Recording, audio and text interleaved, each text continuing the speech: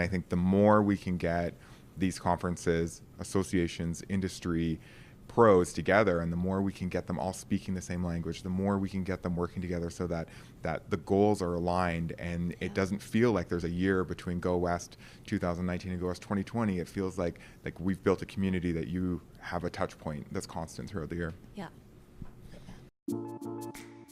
It's Wednesday at 5 p.m. Eastern, so you know what that means. It's time for another episode of #EventIcons, presented by Endless Events, the show where you get to ask the icons of the events industry anything. Use the question panel on the webinar to submit your questions, or you can hop on Twitter. Submit your questions with #EventIcons. We'll be answering your questions live during the entire show. Before we get started, the more people we have watching, the better conversation we can have. So please help share #EventIcons on Twitter and Facebook. Just tell your friends to watch at www.event-icons.com.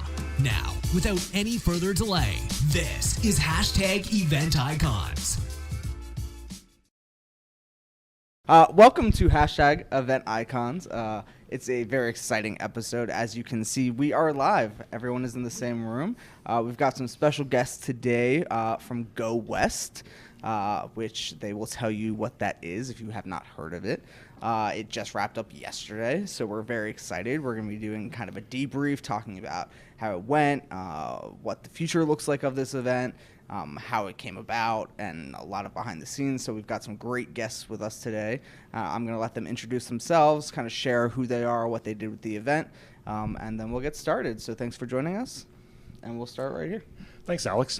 I'm Brent Taylor with Timewise Event Management. I'm the president and CEO. I guess that's all you need to know on me. Let's go to Arlene. I'm Arlene with Timewise, also one of the owners and executive producer of GoWest2019.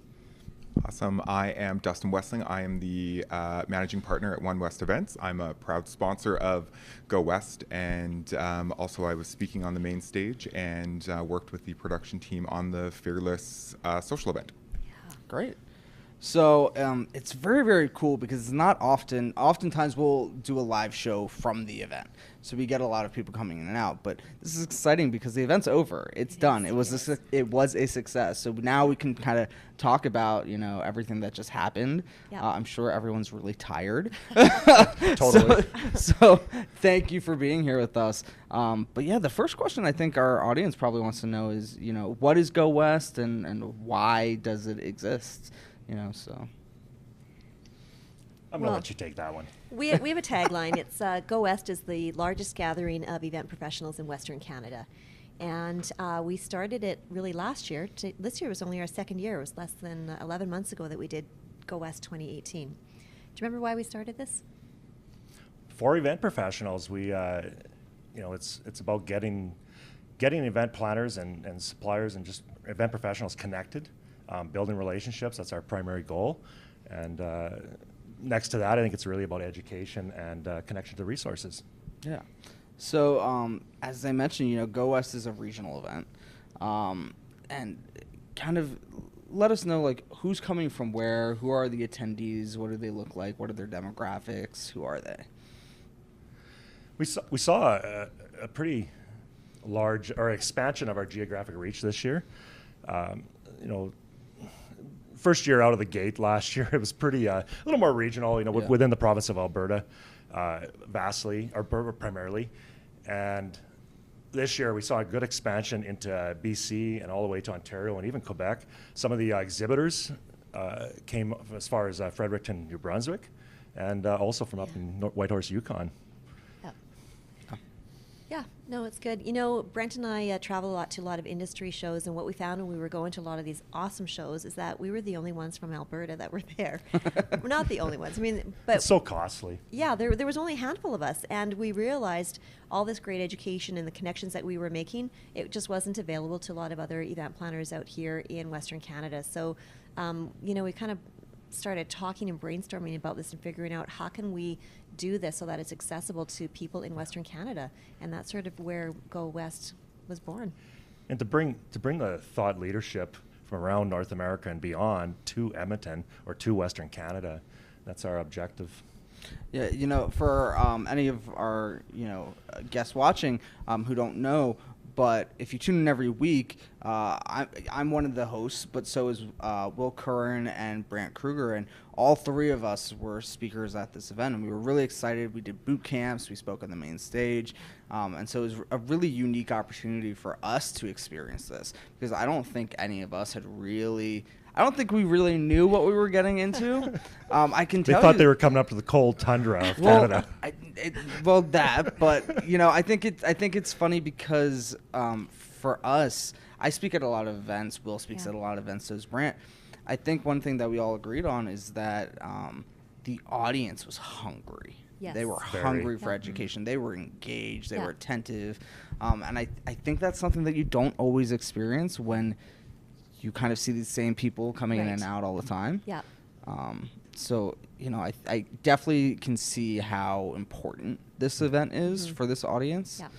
Extremely important. We did with our attendees, our registrant list, we asked the questions of, what associations do you belong to? And the interesting statistic, which blew me away, I did not imagine it would be this high, but 47% of our attendees are not engaged with industry associations. And that's probably going to reflect very much the percentage of people that are not engaged with others in the industry. Mm-hmm. So 47% is just way too high. That's really high of a number, yeah.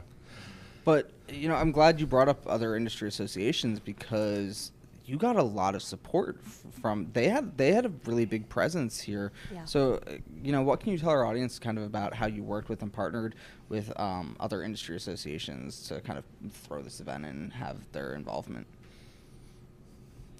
Well, we're really involved in MPI, ILEA, PCMA, and CANSPEP. We're involved in them all, I guess. But again, it was when we just started seeing through the registrations that people weren't connected. We said we need to figure out a way to work with the associations and let them know that there's all these event professionals that could belong to their associations that want to get connected, and there's a great opportunity here for everybody, right? It could be a win-win for everybody. So we just started having conversations and trying to figure out how we can make it work. Yeah, and we built a very strategic plan on getting, like, introducing the associations to this group, and then right through to the call to action for membership. And so we created a panel on stage, which of the 4 associations that were represented, and that was just to make people aware that the associations exist. Yeah. And to present the value proposition, and then we moved them into the trade show. We created, I think we called it the Association Central. Yeah. And that Association Central was a place where the 4 associations could get to, call home, and then the attendees could go and meet up with them and ask their the questions that they want to ask them, and then the association could do the call to action. Yeah. Now, I think from an education standpoint, like, you guys did a really solid job, but what I also heard from a lot of the attendees was about the networking and the social stuff. So, what you guys did with Fearless was incredible. So maybe amazing. For anyone who wasn't able to experience that, kind of share what that was like and what it made it different. The social event that was put together, I guess it would act as like the opening night, I think would be the best way to describe it. So it was one of many events and opportunities that were created for the guests or the attendees to connect. And the event we put together alongside Karen Hoogland with Site 6, who's just an absolute creative genius. I think what she wanted to get out of it was an environment that really built up our audience and really showed event professionals how fearless and how just how important we are in this world and in the industry. And the event had so many really cool elements to it. I'm sure it will be talked about, and there will be lots of photographs. And check out Twitter #GoWest2019, and you will see photos and videos. And Fabulosity, which is a really great creative agency here in Edmonton, built these wicked 4 cents boxes, and there are these essentially a 8x8 room that you had basically a peephole into the room, and you could put on you could put on earphones and listen and watch and smell and see, and there were so many crazy things going on in these boxes, and I don't think anybody expected it, and everyone had a different feel and invoked a different emotion, and along with her team, she did a really, really great job with it. So yeah, it was just, there was all sorts of surprises all over the place, and I think as far as industry and conference events go, the room was packed. It stayed packed. People didn't want to leave. I think I was yelling at people to get out at the end, and that's a good sign. That is a really good sign. There was also a great opportunity with MPI. The MPI Foundation was here. They did an event called Rendezvous, which was a fundraiser for the MPI Foundation. And Edmonton as a city just did such a good job hosting. It was just a great event. There was lots of food, lots of booze, lots of great people. The Edmonton Convention Center came on board, and Edmonton Tourism. And just so much support. Yeah, we were, and Arlene and I were just talking earlier, they had a fantastic networking lounge put together by Loungeworks, which is a great furnishings company out of Vancouver. And Arlene and I were talking about how it's great to see how much people were connecting, and how, you know, when you spend so much time putting together a program on the main stage, it can be disappointing if there's, you know, a little group of people that are out meeting, but really that's what they were here to do. And I think one of the things that were really amazing about this week is that there was an opportunity for everybody, and it didn't matter what they were there for, they could find what they were looking for. And whether it was education or networking, if they were looking for food, there was no shortage of that. There was food everywhere at all times. And yeah, it was really just an awesome couple of days. Well, and I'm glad you mentioned kind of the lounge stuff, because oftentimes some of the best networking that I find at events is in the hallways. Absolutely. And or at the often, bar. Right, or at the bar. But, you know, when people are in breakout sessions or in education, it's like, well, I just want to meet people. And sometimes you find that, like, the best people to meet are the ones who aren't in the education. Totally. But oftentimes you're in this hallway, and it's there's no place to sit, and it's not conducive to good networking. And there was just these lounges with chairs and tables and couches and whatever environment you wanted to sit in, it was there. And you know, it was great, because I was able to kind of sit there, and people were coming up to me, and I was just kind of holding court. People would like pull chairs up. And gather around. Come like, with me. do you mind if I join this? I want to hear more. And so it was a really great opportunity, you know, especially because tell the audience kind of, you know, what the education looked like, because I think that's really unique, the way that you kind of did the education. There's no breakout sessions. No, there's no breakouts, and a lot of people were a little bit caught off guard. We did that last year for the first time, where we didn't do breakouts, and the reason, it's a very maybe selfish reason, but I think it worked. I hate breakouts, because every time there's breakouts, I have to decide which one I'm going to go to, and they all look really good, and you constantly have this struggle of, I really wanted to go to this one, can you go to that one, I'll go to this one, we'll compare notes after. We just decided to go with one main stage and just have shorter sessions, almost TED-style talks, and just boom, boom, boom. Let's just hammer it out and get as much education in as we can. If you don't like that particular session or speaker or content, pop out into the Loungeworks area. Nespresso sponsored our coffee, so you could grab an espresso, sit and chat with people. Dustin referenced the furniture that we had. It was really cool. They actually had plug-ins for your phones right on the furniture, so you could just literally sit there and charge. So no breakouts. Everything was right on the main stage.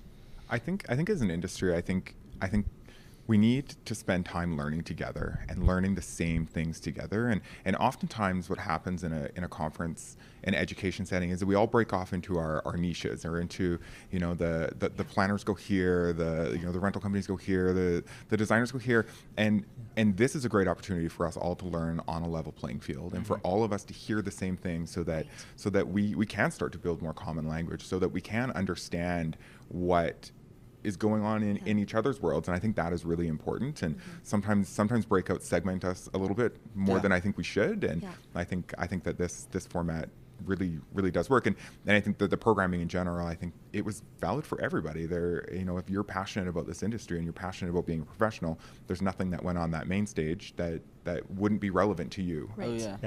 And I think part of that, you know, looking at a monetary side of things too, and resources, if we were doing 10 breakout sessions, that takes a lot of audiovisual resources. It's also a lot of management for us as a company.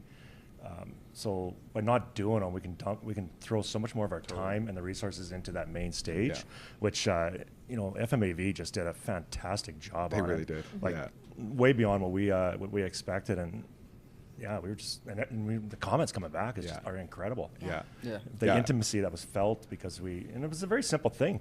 All we did was took the screens and the drape line off the sides of the stage and just turned them in to make it into a right angle triangle, and then put all seating for over 500 in front of it. It's like that. It's like that Shreddies commercial where they take the Shreddy and they're like, now Diamond Shreddies, and basically did that with the stage. It was quite clever, quite well done. Right, because we did a diamond shaped stage instead of your typical rectangle. Well, and it's funny because I walked into the space and I knew I was speaking on a main stage, and I knew I was speaking in front of all these attendees, but I walked in there and I was like blown away. Just the feeling, and everyone felt close. And I was saying this before we started the show, going up on that stage, oftentimes you've got bright lights in your face and you can't really necessarily see everyone in the audience, which for some speakers is better. They don't want to see all the people, but it felt very intimate. It felt like I could make eye contact with people who were even all the way in the back of the room, which was really cool as a speaker. Especially when you're only on stage for a certain amount of time, you want to be able to make those connections with everybody. So I thought the layout was maybe you guys could tweet out the layout of the room onto the GoWest2019 Twitter account, and everybody watching can grab the site plan. It's such a good floor plan. Well, one of the things. One of the things that I think was very subtle that people didn't notice with the floor plan, this was an FMAV thing, and Anthony Vade with FMAV was excellent in helping. He's a pro. He's great. Yeah, he used the old event canvas model with us. And one of the things, if you noticed, the trim lines for the truss, because the truss was in a V shape coming from the stage down out the sides, the truss progressively in 3 stages got lower. So. And at the same time, the seating as you went back got higher, and that played into part of the creating that sense of intimacy for you as a speaker. It also helped, right? Yeah, because we raised the people at the back of the room. Sense, because we built. Well, as you noticed, and the viewers may not know unless you were there. At the back of the room, we actually did. It wasn't really, we can call them bleachers, but it wasn't bleachers. It was more. We just did 3 or 4 tiers of stages with different height stages, and built basically bleachers out of them, and they looked really good, and threw theater style seating on it. Yeah, it worked really well. That's a trend that I'm seeing more and more at events. If anyone was at MPI WEC World Education Congress, they had risers as well. They did, And if you were at PCMA, which just happened a couple weeks ago, they had risers too. So I think that raising everyone up to the same level, giving everyone the same kind of visual eye contact and ability to see is so valuable, especially when you're talking about intimacy and making a big space feel small. And longer sessions too, right? You really are committed some time in that room, so you want to be able to get comfy, and if you want to sit back in your chair, you don't have to be doing this for 4 hours. You can really make that space your own and get comfortable in it. And I liked how you, with your company and providing the furniture, you're seating at the back, had the I guess you call it mess hall style seating, but you had the tall tables, and then in front of that you put shorter tables, and then we went into a mixture of like cafe and theater and sofas and all in front of that. It worked out. I thought it worked out really well. It's really great, and it's great in these settings for the attendees to find the style that fits them. And some people love sitting on a bar stool. Some people love standing at the end of a cocktail table. Some people want to crowd around a little table, and other people need a theater, sit up straight, face the audience, right down to the sofas at the front, and providing everybody with individual laptop tables so they can really set up that home and make themselves comfortable. And I thought it went over really well, and it feels like. And I had a part of my main stage talk where I asked people to get up and move around. I don't think for an audience of that size, if it was theater style, I don't think it would have worked. Well, you can't. No. I don't think I could have done that. And so, but it worked seamlessly. I don't think anyone had a problem like getting around and finding groups of people, which is what I asked them to do. And I think that speaks to how well designed the space was. And I think too, Alex, when you did that, so many people were already in their groups. They already found They already found their Yeah. tribe. Yeah. Was They already the found the exercise. people. And most people just got up and they're like, "Oh, you're right here. Right. They're here." Yeah. And that was really great to see. And I think that back to this, these longer sessions, and people weren't split up, and they had their tribe with them the whole day. Yeah. One of the key things going back to the social events that we had, our conference truly it starts at 1:30 on the Monday, but we added the boot camps in. Well, actually, it was a kickoff for planners, a luncheon that was hosted by Edmonton Tourism right before the conference started. But prior to that conference starting, there was 4 social events, and we started off Sunday night with a planner reception hosted by the Westin Edmonton, who is providing the space for us today. So they hosted a planner reception.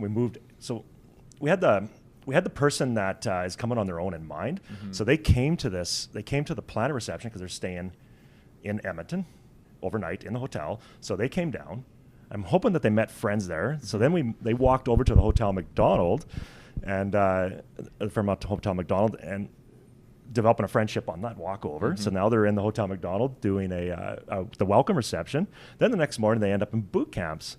Then from the boot camps they end up at the kickoff.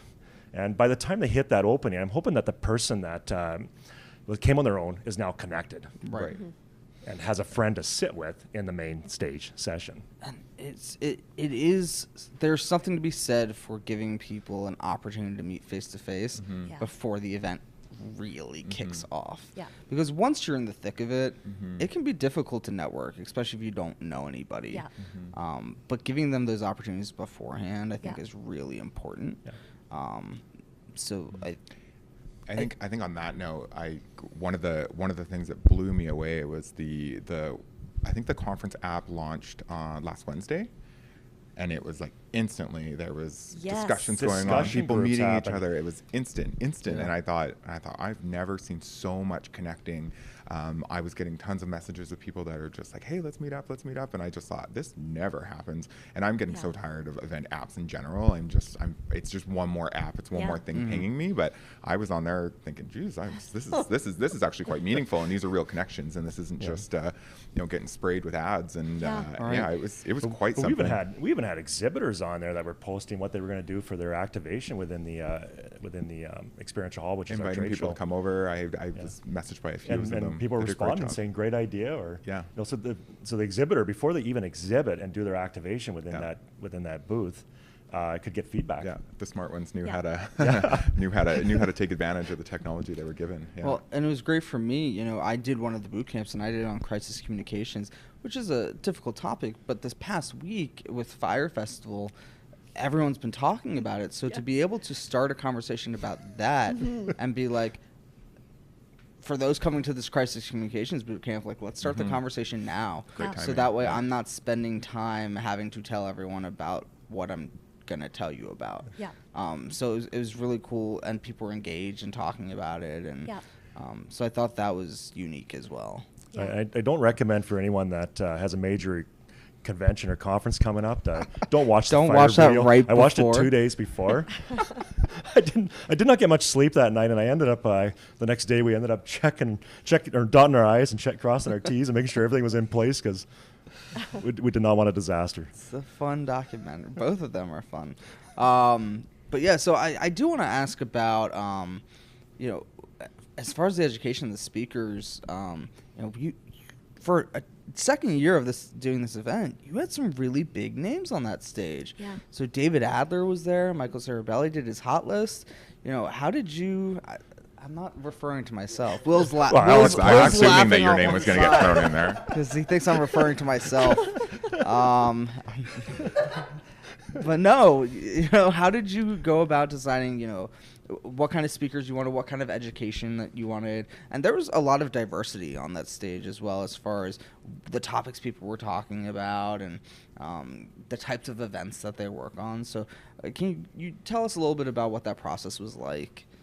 I don't really know about the actual process itself, but We just begged anybody to come and speak.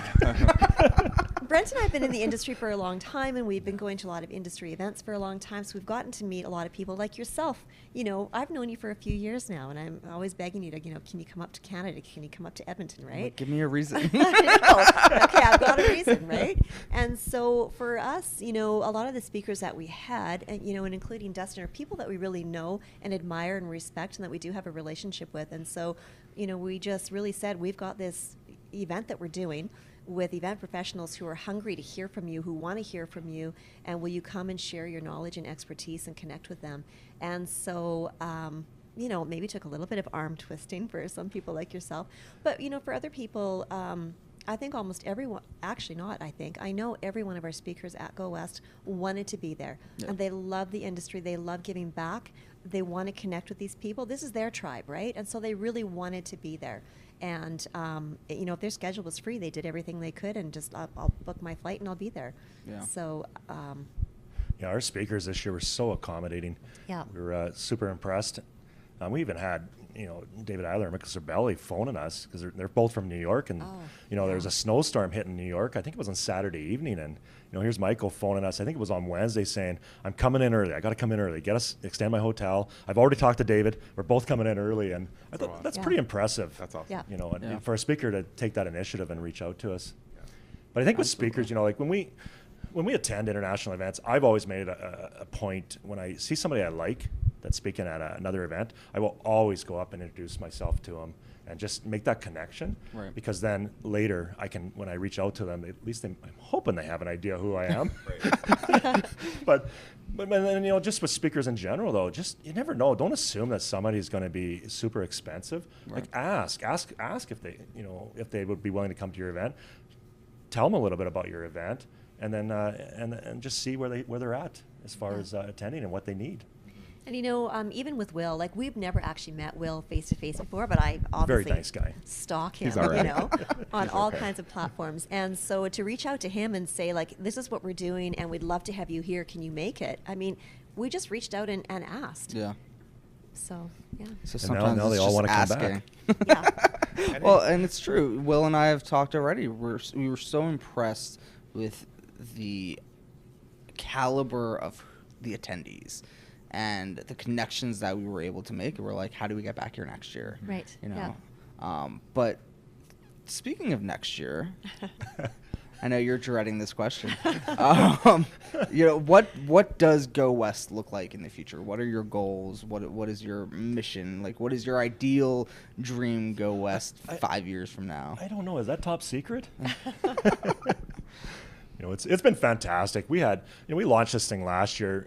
You know, Arlene and I, when we sat down and talked about it, we were talking about, you know, hoping we were to get 80, maybe 120 people and try and grow it from there. And, you know, fortunately we decided to select a hotel that had the ability to expand. And we ended up with 384, just over 380 people that came out, or event professionals, and which is fantastic. And then this year we didn't know what to expect, but we set that goal of 500, and we ended up getting 530. So I think next year I'm setting the goal of 800. Okay. Can we do it? No, I think we can do it. You know, talking with you know, people that as they left, and you know, over and over I heard, this was awesome. I'm bringing 2 or 3 people with me next year. Mm-hmm. So can we hit 800? Yes. Yeah. You know, and our geographic reach, we'd like to expand that. Try and see more coming in. Well, definitely more coming in from the West Coast, from the Vancouver, Lower Mainland region. And then also, it'd be nice to see more come in from down east. Yeah. And even potentially beyond the borders. Yeah, it's definitely something that I think has so much growth potential. Yeah. I just hope that as it grows, it continues to feel it's intimate, and that the people and the connections that you're able to make stays the same. Yeah. I think one thing also that is very interesting was, I guess, what is the experiential hall, which I guess most people think of as an expo hall. Yeah. But how did you talk to your exhibitors about, I mean, there were lots of activations going on and real things to experience in that space. What kind of conversations were you having? Were these things that were brought to you, or did you reach out to them and say, hey, we'd like you to do something like this? Yeah, pretty much. We said like you need to do something, You right? need to do And it's something, really yeah. it's to their benefit. I mean, I did notice a couple exhibitors at the hall who weren't doing anything. They just stood there in their booth with a table, and No no one came by to talk to them. You know, as somebody attending, it's kind of awkward to go and talk to suppliers. So you almost want to reason, right? And if they say, "Hey, would you like to come have a glass of champagne?" I'm like, "Sure, why not?" Right? Or, "Hey, do you want Bailey's and coffee?" Or, "Do you want to try this game?" Or, "Hey, look what we've got." It breaks the ice, and it just gives you something to do and something to talk about to take away that awkwardness. So, and it just makes it all so much more fun and exciting for everybody. It's Yeah. a win-win. It was kind of like trick-or-treating, walking around the experiential hall, just fill in your bag with all of the treats and I think you're right, Arlene. I think that you do create an opportunity where the expectation as you walk up to a booth is that they've got something to offer you to break the ice, and it makes the whole experience just that much easier on the attendee and I think on the exhibitor to have something, anything to let you walk away with. Yeah. It was a lot of stuff in But there. it was also Some of cool. these companies got pretty creative too with what they did. And it was cool because like I'm sitting there and I'm getting notifications from the app. There's like, hey, this activation's starting at this time at this booth. Like, go check it out. Yeah. And I was like, oh, I didn't even know that was happening. Like, Right. yeah, I'm gonna go check it out. Yeah. So I think that was really cool because you don't always see things like that. You don't. It's like going to an amusement park where there's gonna be like, the bird show starts at 10:30, you know, and you plan it. And so knowing that there's going to be these activations and these things going on, it's almost like you put on your schedule when you want to be at what booth. Right. Yeah. Which, In like, a lot of ways, how yeah. often does that happen at a trade show? Typically, you're just walking the halls. Yeah. This was like, no, I have to be over there in 5 minutes. Right. When you require your exhibitors to do something more, it creates competition among them, which I think is a very good thing. Yeah. And who wants to be the exhibitor that doesn't have the best thing to offer, have the best draw to get to their booth? And it is a way for them to really get creative. And if you want to stand out, don't stand behind your 8-foot table because it's going to seem very obvious that you didn't put in the effort. Yeah. But with our experiential hall too, it was well thought through and with the design. And one of the things we did with it too is instead of like your traditional trade show, you walk in the door and you hit a wall and you got to go left or right. So you hit a wall of exhibitors, and it's very boxy. So what we did is we took that floor plan and rotated it 45 degrees.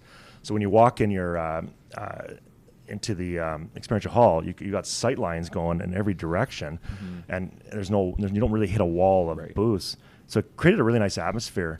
And then we had, so GES was very helpful in, they were on board in doing this. And then just for atmosphere, like we didn't want to create a night market atmosphere, but we had Showtech Power and Lighting came in and they what they did is they did LED lighting on all the booths, and then with the lights that were along the ceiling, because the convention center in Edmonton has big cement pillars that go over the top, and they lit those up, and so we got all the house lights off pretty much, and then just some of the incandescent lights were brought up just a high enough level, so it wasn't going to put people to sleep, but it just looked very warm. It created a very warm atmosphere, and so many comments on that. And I had one fella that he manages big expositions and all around the world, and he came up and said just fantastic, the look and feel. So we've got some people commenting who are watching the show, and they're saying, I'm already looking forward to 2020. How can you even top what we just experienced? We have a guest who, said the escape room was great. There was an escape room, the that was experiential tourism. hall. Yeah, that was fantastic. Yeah, which was really cool. And I missed it. And I'm so mad that I missed it. I ended up missing it too. I know. And I'm like, and then I heard how great it was, and I'm like, no. But Cindy Wallace said, I love the interactivity of the experiential hall. Eating my chocolates today, so there was chocolate making. Oh, right, yeah. So in the experiential hall, for those that weren't there, we created a few pods.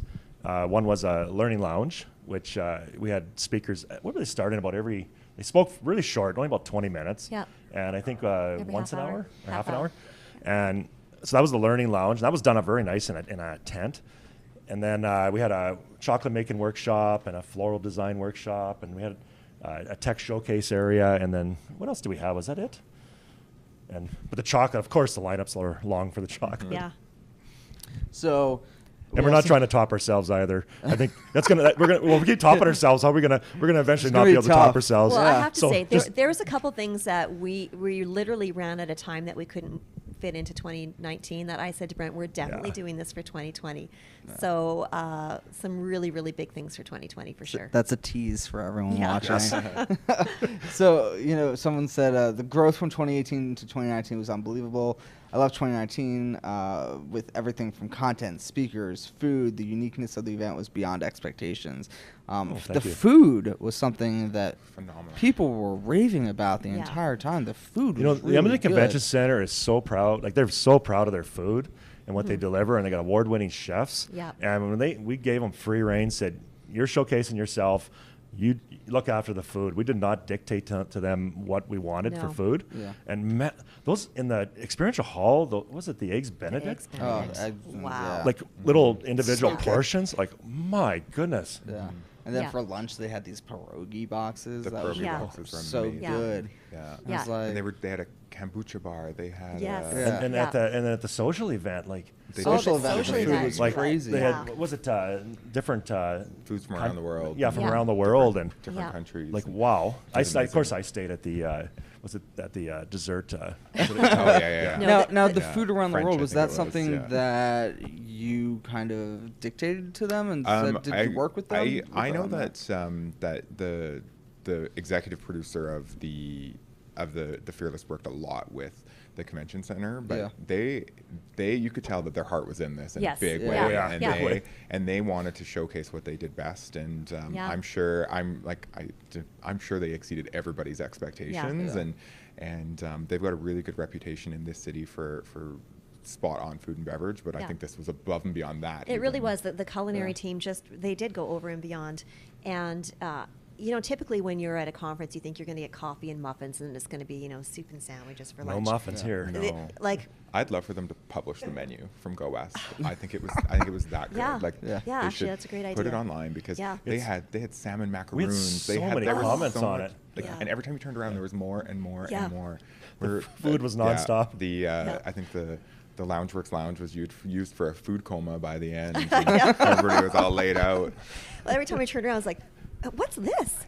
What's this? It was like, it was amazing. Well, awesome. And then in the experiential hall, you also had lounges for people to sit, which were really cool because, and I thought the positioning of the lounges, there weren't really aisles. No. It wasn't aisles. And I think that was really great because the lounge is where I was sitting, and I was just like sitting, relaxing, checking my phone. It kind of felt like a park or a courtyard. Well, it's interesting that you say there wasn't aisles. There actually were aisles. It was all aisles. Yeah, it was all aisles. So, but we expanded them. So we actually ended, I think most were about 12 feet wide, but because we rotated it by 45 degrees, it just makes the world of difference. Yeah. And I think that's something, like that floor plan, I think we could make that available too with the yeah. Well, that is something else that we changed too when we originally met with the convention center, where they were going to have their food set up in the experiential hall. It almost looked like a buffet, right? It was all spread out. And we're like, actually, no, you've got so much food. Let's spread it out. Because I want people walking around that hall going, hey, where did you get that?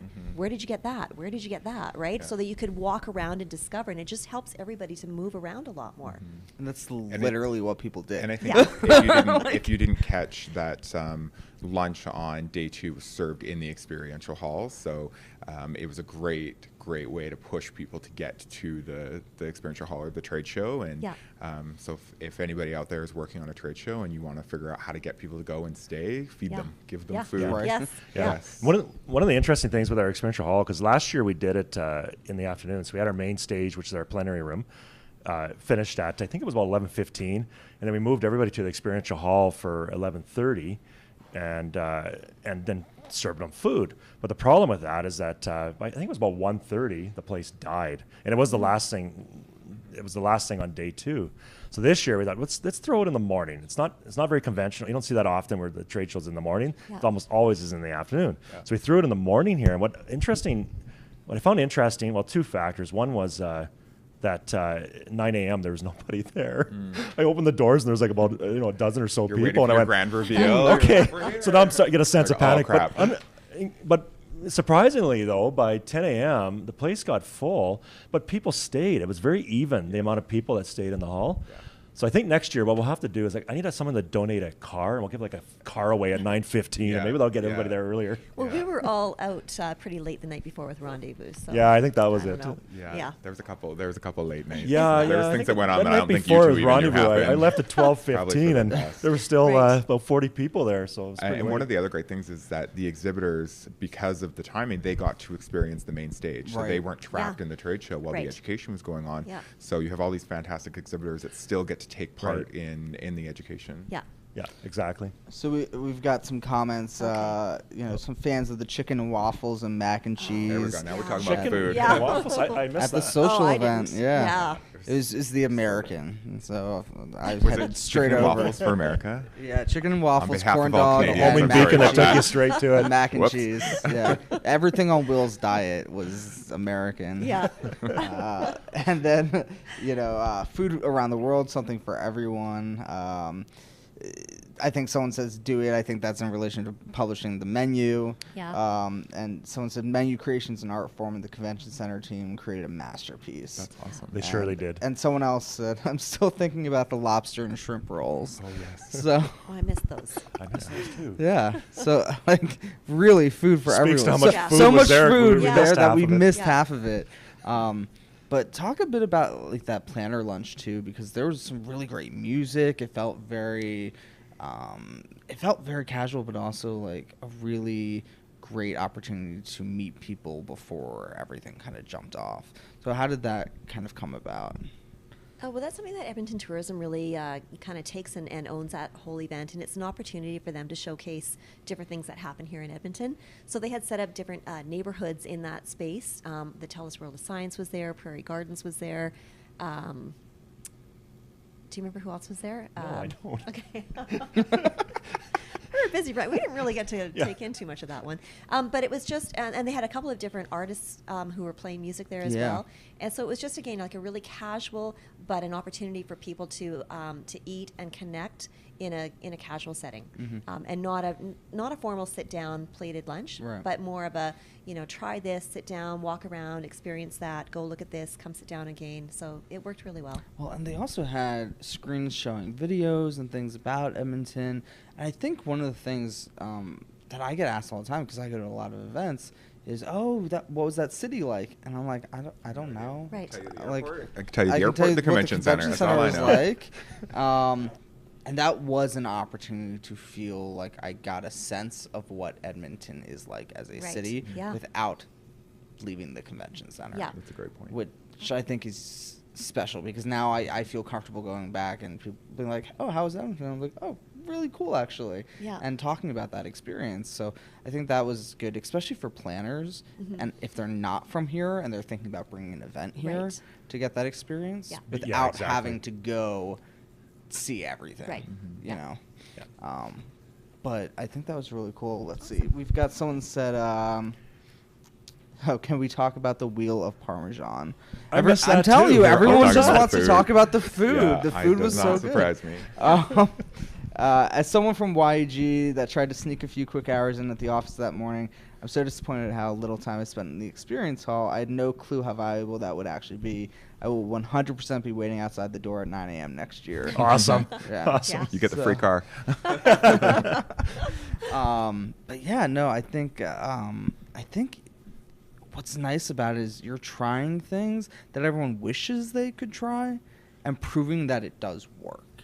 Because I think oftentimes we get scared as event professionals that if we take the risk and it doesn't work, that then we're screwed, and no one's ever going to trust us to take a risk again. Yeah. So getting to have you guys take the risk and getting to experience and saying, yeah, that worked, and that's something I can bring back to my event, I think is important. Yeah. Well, we've been at it for 20 years, managing conferences, and I think as event planners or producers, we've taken all that knowledge that we've gained over the last 20 years working with clients, and we're able to just I think be able to put the right plan together to make this happen. So like for me, it's not really, well, I guess year one would be a risk, but this year it wasn't really a risk for me. It was just trying to figure out what's going to work the best. And surprisingly, when we try things, it's the vast majority are working. But there's things that haven't worked well, like the experiential hall at 9 a.m. was, wasn't busy. So next year we're going to figure out how to get the people there at 9 a.m. Yeah. So.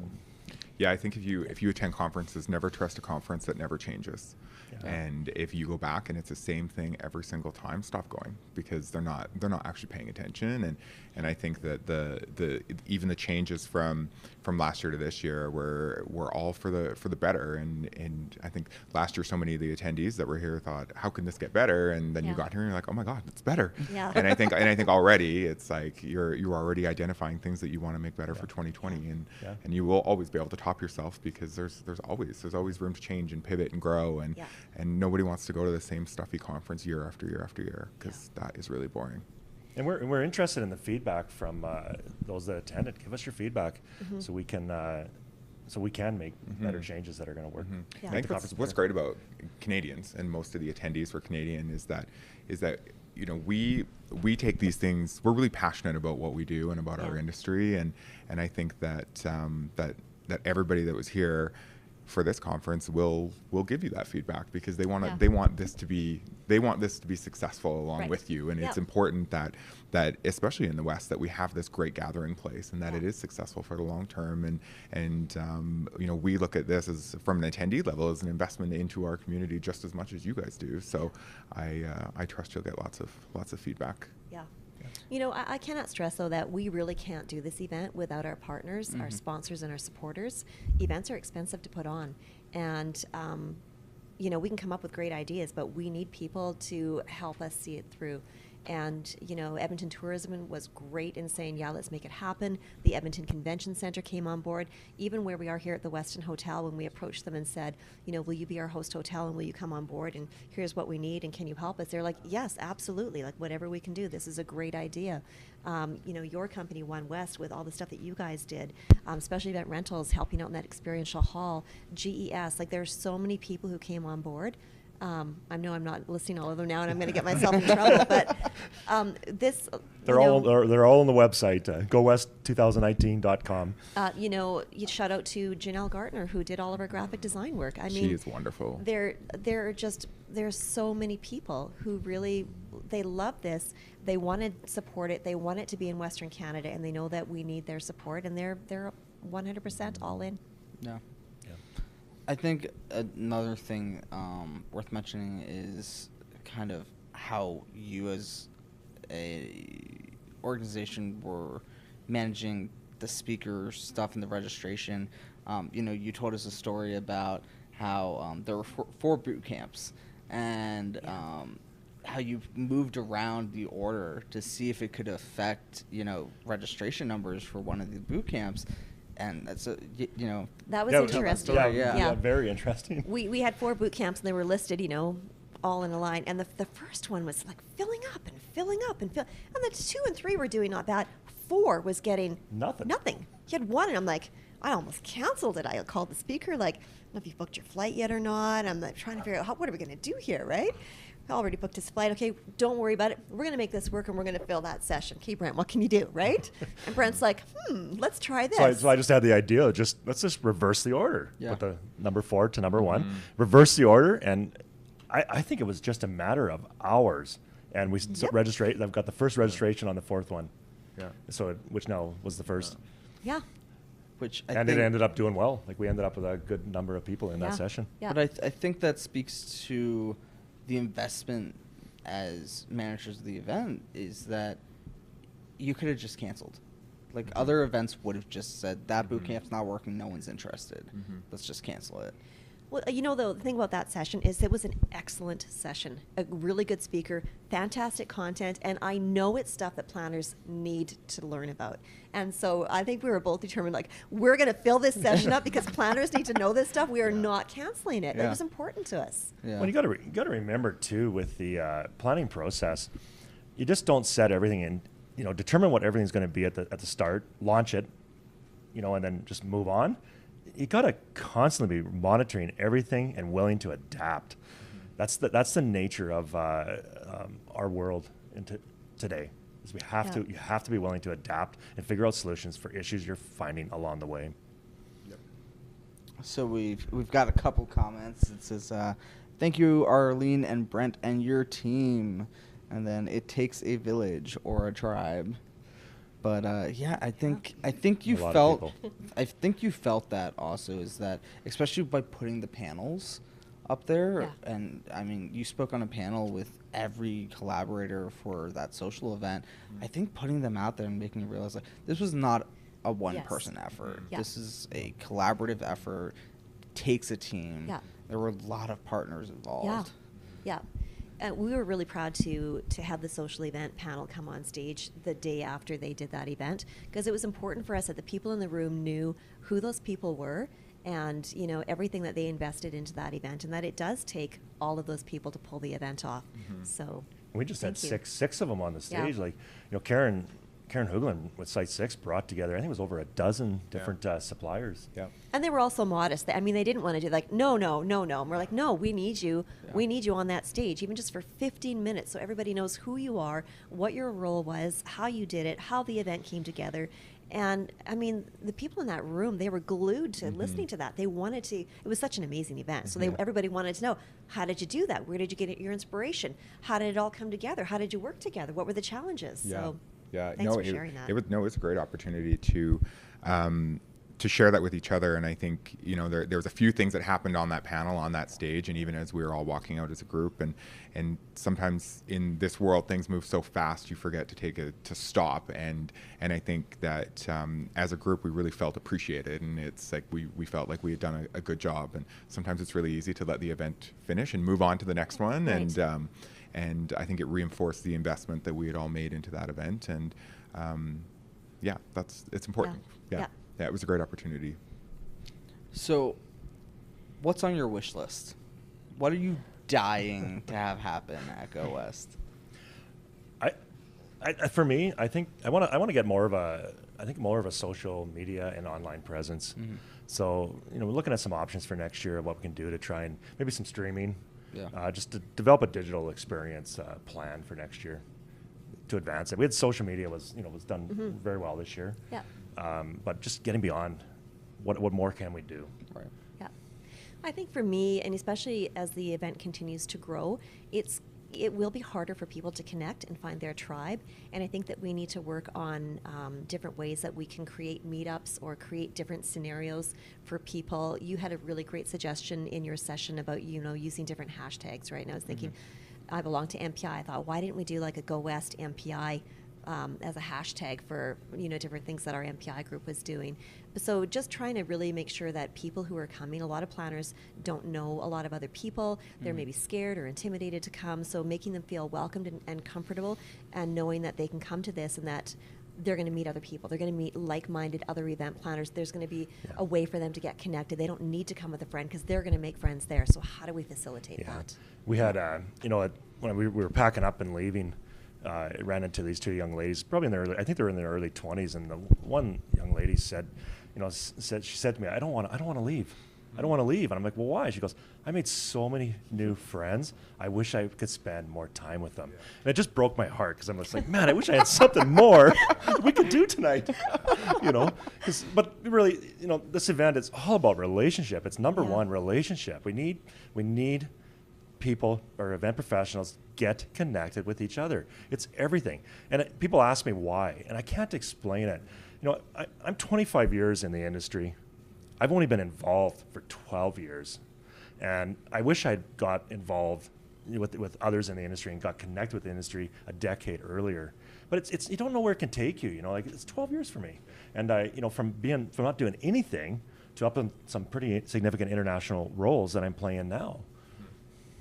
Yeah, I think that so many in the event world work in smaller environments, and our businesses in general, they don't get to be these huge, massive corporations with thousands of employees, and I think we have to take that time to meet each other and to understand each other, and the face-to-face time is the most important thing. I think we've talked a lot about associations and our involvement in different associations, and it's no secret that associations are struggling to find their place in this new world that is changing so fast, and I think where conferences like GoWest are going to continue to succeed is going to be in creating that really meaningful place for people to connect face to face, give them that time that they need, and I think in the future give them more opportunities to continue to connect, to make sure that gap is filled in between the years. And I really hope that other conferences in our industry look to GoWest for the way they're doing their programming and the way they're developing, because I think there's a lot of lessons other people can learn here. And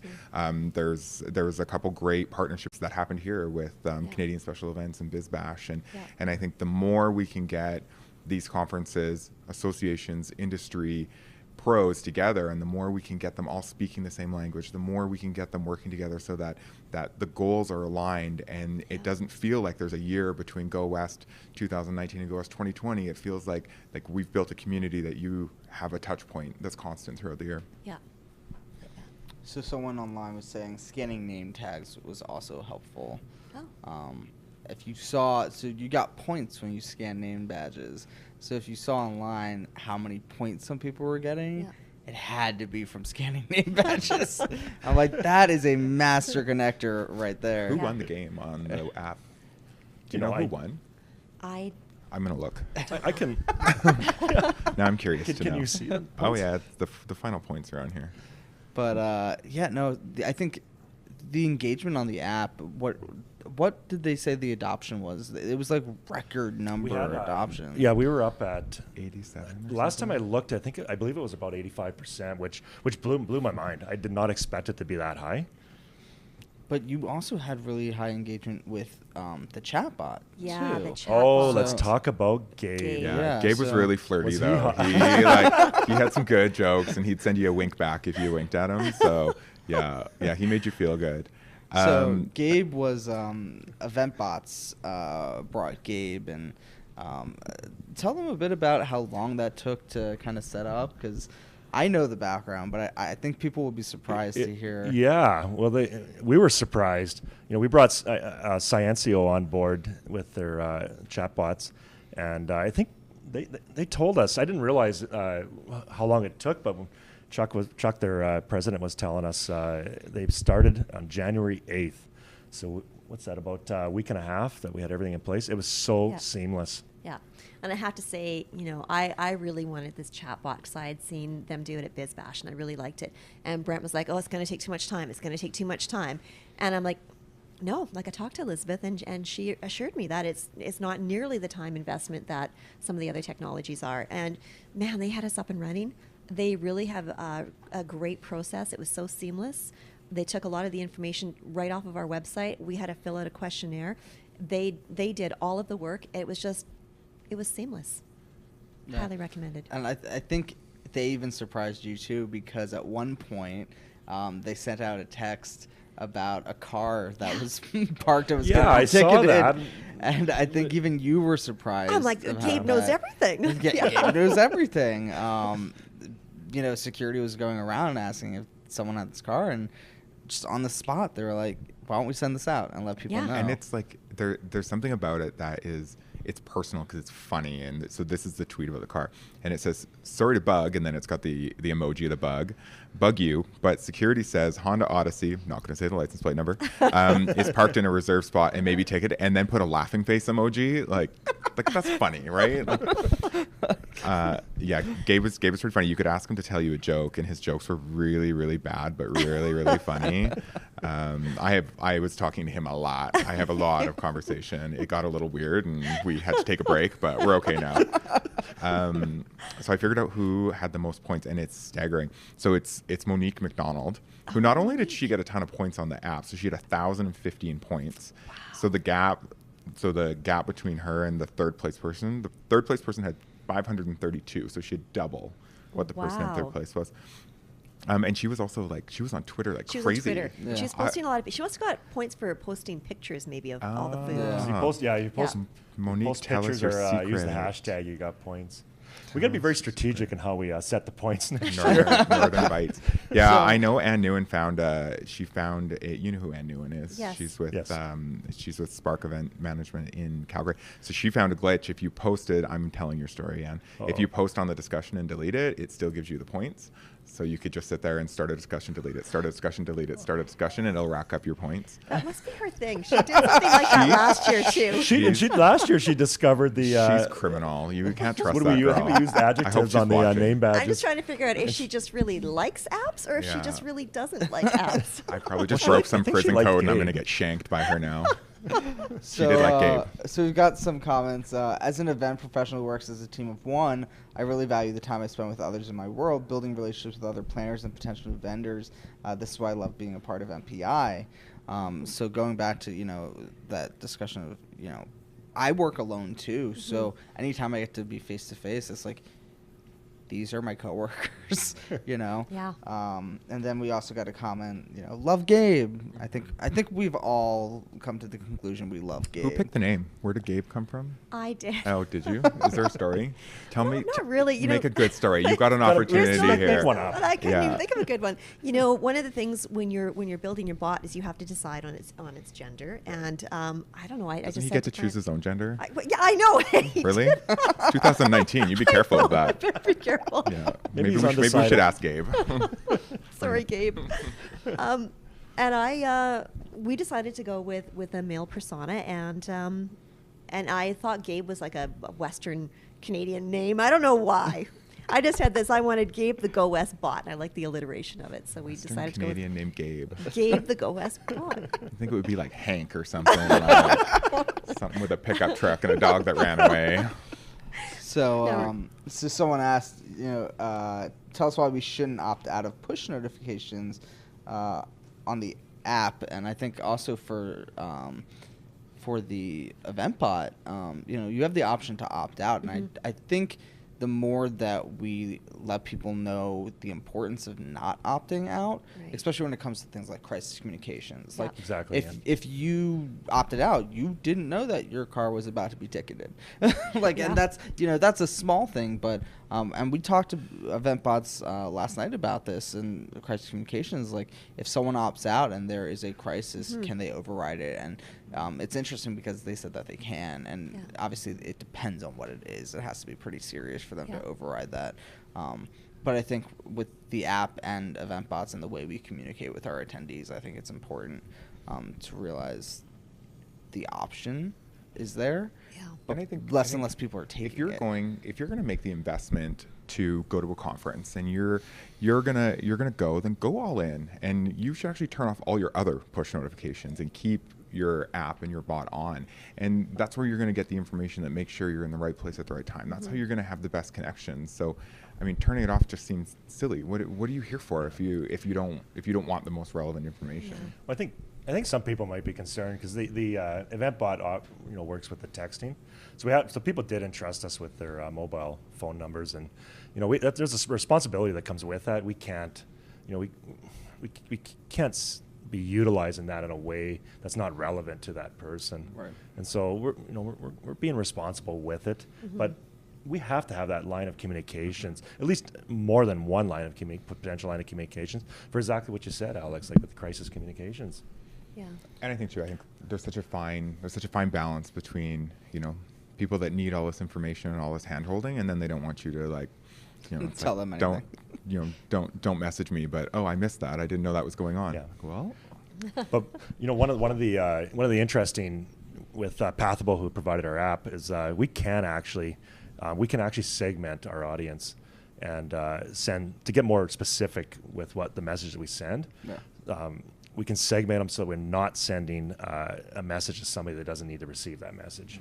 So we're going to utilize that, I think, a lot more next year. We didn't this year just because of time and resources. At the point that we had brought them on board was very close to the conference dates. We just don't have the time to set it all up and make it active. Yeah. Well, it is about that time. Normally, we would end the show by asking you to give your one big tip for event planners, but I think instead, since it just ended yesterday, I want to ask, what was your favorite part of GoWest2019? Hands down, my favorite part was the two young ladies at the end. That connected with me, and that just saying that they did not want to leave, because that just says success, because this thing's built about relationship or upon relationship and getting people connected. And if she says that she doesn't want to leave because of the friends and she wants to stay and connect with those friends, that means that she represents a larger group of people at the conference. So it was a success for me. Maybe probably it's similar to Brent's. It's just, the event is over. We're tired. Haven't seen our kids, in a few days. It is rewarding, though, when you start getting the emails and messages through the different platforms of people thanking you and saying that was really great, and, here's my story, and here's, what I learned, here's what my takeaway was, and thank you for doing this. It's rewarding, and you just feel appreciated, and you think, okay, it was worth it, right? It was a lot of work, but it was worth it because I think we're starting to make a difference in people's lives. And definitely. Yeah. Yeah, I think mine's quite similar. I as an attendee and as a speaker and a sponsor, I'm always so proud to see our community come out and to take the time, and everybody's so busy all the time, and I think it's so great to see people making a commitment to education and community and networking, and I think supporting and that.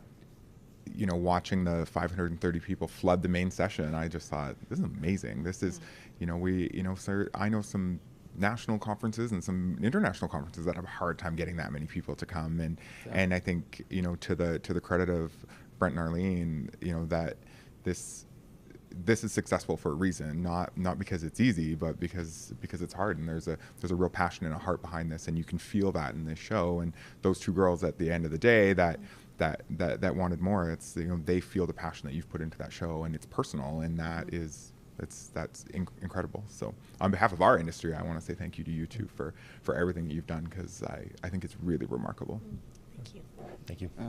So for anyone who wants more information about GoWest 2020, where can they find that information?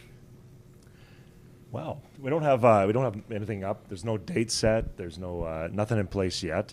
But keep an eye on the website. The new domain will be GoWest20.com, and we're hoping to get some content up on there in the next month. You can also subscribe, though, to notifications or opt out. Yeah.